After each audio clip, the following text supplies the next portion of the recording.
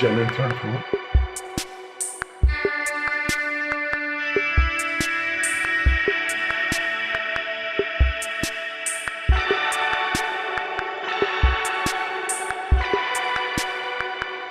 तो पहला रूम लगभग 11 बाई 11 का इसका साइज।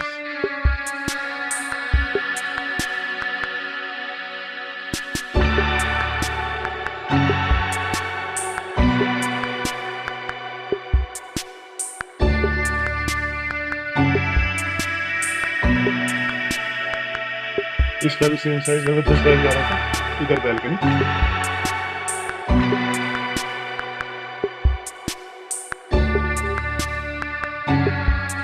बैल्कनी भी काफी बड़ी है और नीचे भी 16 फुट का रोड है।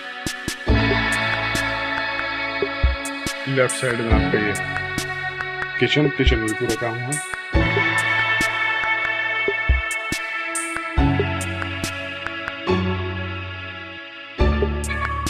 और सामने